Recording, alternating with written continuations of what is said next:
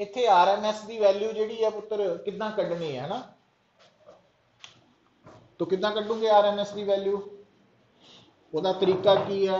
आ देखो हुण एक गल सुन लो, ए रूट मीन स्क्वेयर, पहला तुसी जदों भी किसी भी करंट की RMS वैल्यू कड्ढनी है, कड्ढनी तो वेरीएबल की है, तो तुसी उस करंट की वैल्यू किहड़ी वैल्यू इंस्टेंटेनियस वैल्यू का स्क्वेयर कर लेना,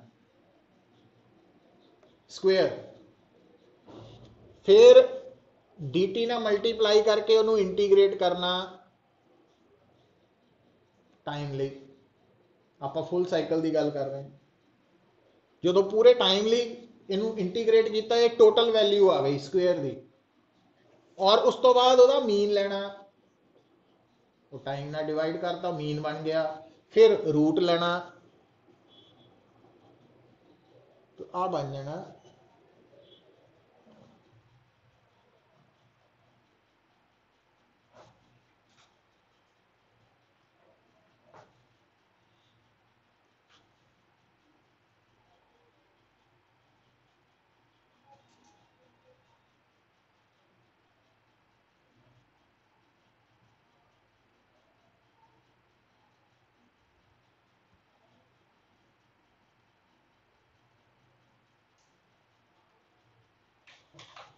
ठीक है।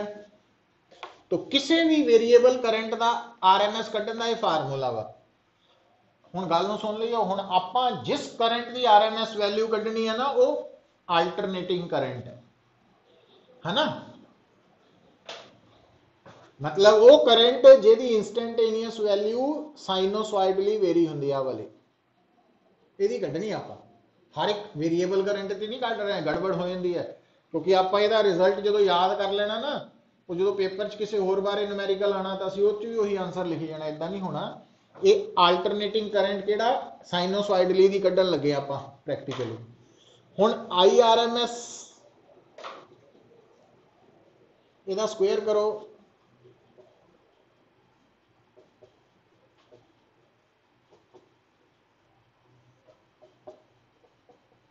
आही हो गया,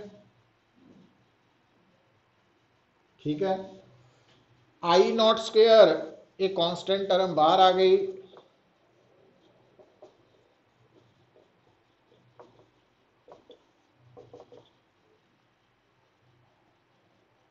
इनू सॉल्व करना है ना मैथमेटिकली, करना नहीं आपां, बट जो आपां ये वैल्यू रिजल्ट याद रख लेना, बड़ी जगह ते काम आएगा पुत।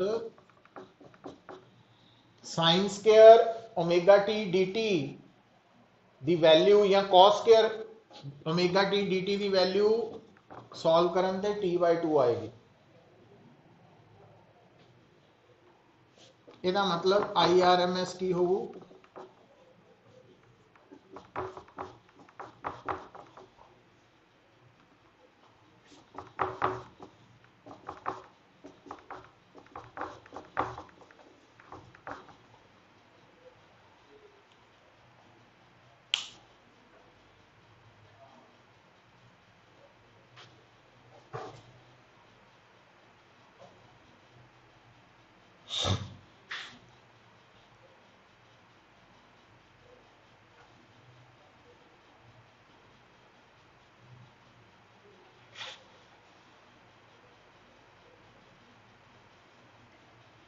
ठीक है।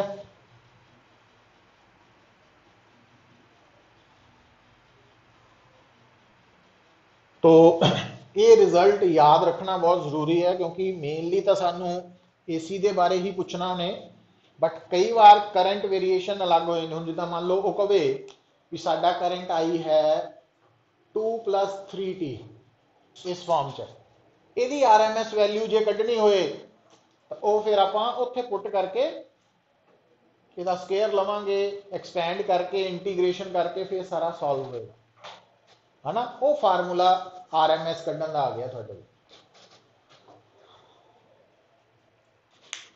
हुण आ जिहड़ी वैल्यू है भी, अगर अल्टरनेटिंग करंट की मैनू पीक वैल्यू पता तो मैं RMS कढ़ सकदा, तो जे RMS पता तो पीक निकल आएगी। और अगर मैं वोल्टेज की टर्म च जाना चाहना इनू, तो दोनों साइड्स नू मैं की करना, रेजिस्टेंस ना मल्टीप्लाई करके तो IRMS इंटू रेजिस्टेंस बन जाना ERMS, और इधर रेजिस्टेंस इंटू पीक वैल्यू।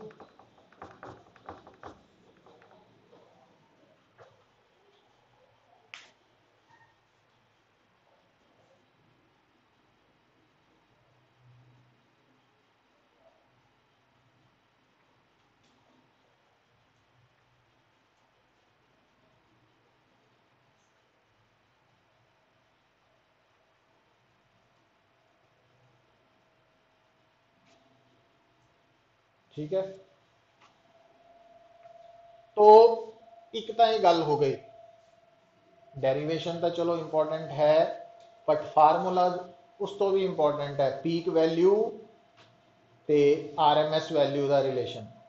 पर जो हुण तुसीं गल करनी है न्यूमेरिकल्स की, हुण नोट कर लो एक लाइन, वो की है, वो है, देखो ਜਦੋਂ तो आप पढ़ रहे थे ना स्टैडी करंट यूनिट नंबर 2, उत्थे तो आप सिर्फ एको ही टर्म यूज करते सी करंट, उत्थे एको ही टर्म यूज करते सी वोल्टेज, उत्थे कभी नहीं बोलिया भी इंस्टेंटेनियस करंट है कि एवरेज करंट है कि पीक करंट है कि RMS है। क्यों? क्योंकि स्टैडी करंट के लिए सारिया वैल्यू सेम ही होंदियां, इस करके फर्क की लोड़ नहीं पई। But AC they which instantaneous value, peak value, average value, RMS value ये अलग है। हुण जदों तुहानूं न्यूमेरिकल आएगा, स्टेटमेंट आएगी, लिखो, नोट करके लिखियो,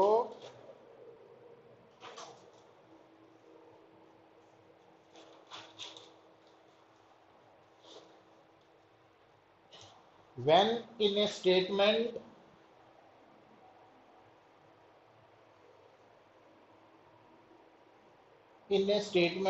alternating current or alternating voltage is given without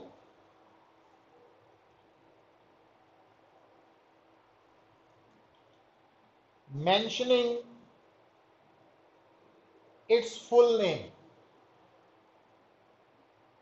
मतलब जे तुहानूं कोई कह दे alternating current of 5 ampere is flowing, या कह दे कि supply voltage is alternating voltage of 220 volt, हुण इत्थे इस स्टेटमेंट च पता ही नहीं लगन दिया भी ये इंस्टेंटेनियस है कि कौन है, तो उत्थे पुत्र की लिखना, देन की लिखा कि तो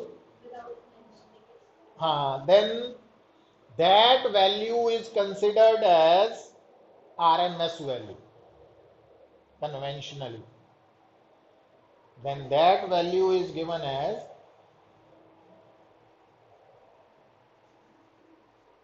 its RMS value। समझ लगी?